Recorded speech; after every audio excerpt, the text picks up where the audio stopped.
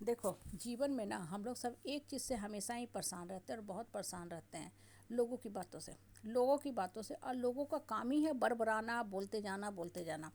आप देखो, जिस इंसान की जैसी मानसिकता है ना, वो वैसा ही सोचेगा और वैसा ही बोलेगा। आपको लोगों की बातों से अपने आप को बिल्कुल नहीं परेशान करना है। लोग आए ही हैं सिर्फ और सिर्फ बकवास करने के लिए, और वो जो बोलते हैं बोलने दो।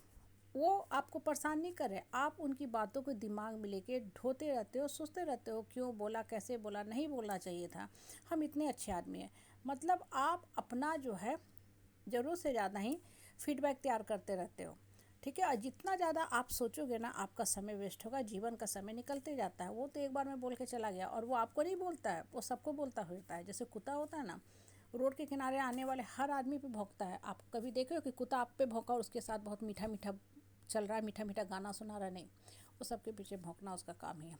ठीक है, और कोयल देखो, आप उसको पत्थर मार के उड़ा के भी दोगे ना, तो दूसरे घर जाएगी, दरवाजे पे जाएगी, पेड़ पौधा पे बैठेगी, उसके दरवाजे पे जाके मीठा गाना सुनाएगी। वो उसकी प्रवृत्ति है, प्रकृति है। गाय होता है, उसको 4 डंडा भी मारोगे ना तो बेचारी दूध ही देगी। वो दूध अमृत तुल्य होता है। कभी नहीं देखोगे कि गाय को मारे और उसके बाद गाय जो है जहरीला दूध दी जिसको पीने के बाद सब लोग ख़त्म हो गए, ऐसा नहीं होता।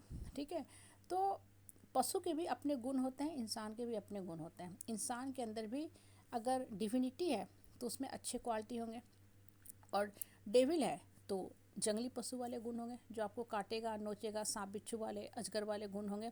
इसलिए लोगों की बातों को एकदम ध्यान दो ही मत। लोग आपके इतने बड़े सरदर्दी होंगे कि आपका जीवन को, विकास को विनाश में बदल देंगे।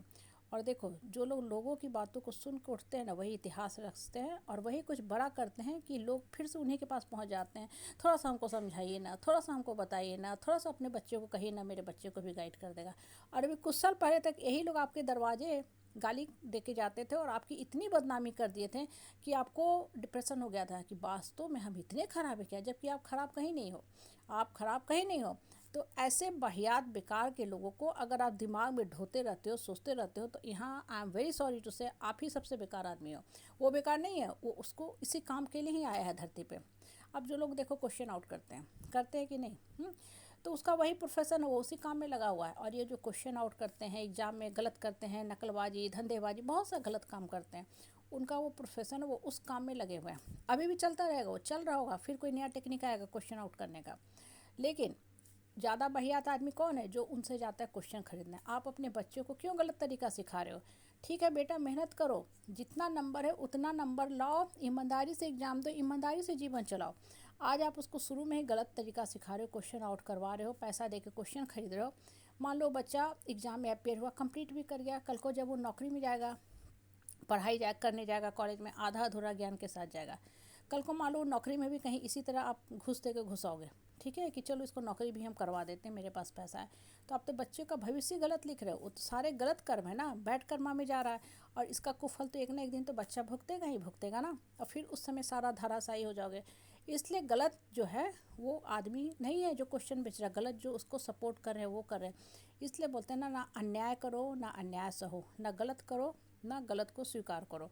ठीक है, आपके साथ अगर कोई गलत बर्ताव करता है तो उसको खोल के बोलो, स्पष्ट शब्दों में बोलो, और लोगों की गलत बातों के दिमाग में ढो ही मत। उससे अलग हो जाओ, सबसे अच्छा है। क्योंकि बेकार लोगों को ना आप कभी नहीं बदल सकते। और ऐसे लोग जो होते हैं ना, नाटक करने में माहिर होते हैं। आपको 10 आदमी के बीच में इस ढंग से चिल्लाने ले आएंगे कि आपको लगेगा कि हमने क्या ऐसा पाप कर दिया। आपके एक लाइन को वो 100 लाइन में बताएंगे, बढ़ा चढ़ा के कहेंगे। इसलिए ऐसे बहियात लोगों से एकदम दूर रहो। बहुत सांप बिच्छू प्रवृत्ति के लोग होते हैं, जीवन बर्बाद करने में माहिर होते हैं ऐसे लोग। और ऐसे लोगों के पास फिर से आप जाते हो, माफ़ी मांगते हो कि ठीक है आपको कुछ गलत फहमी है तो मुझे माफ़ कर दिए, तो I am very sorry to say, गलती आपकी है कि बार बार इन लोगों के पास आप जाते हो। अपना जीवन खुद चलाओ, इन लोगों से दूर रहो, मौन रख के चलाओ जीवन। क्योंकि मौन रहोगे ना तो आपकी शक्ति कमज़ोर रहेगी। हाँ, लेकिन जब बात सर के ऊपर से उठ जाए, गला काटने की नौबत आए, तब आप भी जाके गला काट के आ जाओ। खुल के बोलो, मतलब स्पष्ट शब्दों में बात करो, अपने गले से सारे जो मन के भ्रांत से निकाल दो और बात को ख़त्म कर दो। बहुत ज़्यादा ढोते पिटते मत रहो, नहीं तो बहुत जीवन का जो समय है ना इतना क्षणिक है कि बच्चा का कब फर्स्ट ईयर से सेकेंड ईयर आ जाता है, बच्चा कब स्कूल से निकल जाता है, 9 से 10, 10 से 11 आपको पता ही नहीं चलेगा। और फिर आप अफसोस करते रहोगे, अरे हम परिवार के चलते नहीं पढ़ाए, अरे हम इनके चलते नहीं पढ़ाए। नहीं, आपने अपने दिमाग को कंट्रोल में नहीं रखा, इसलिए दिमाग को कंट्रोल में रख के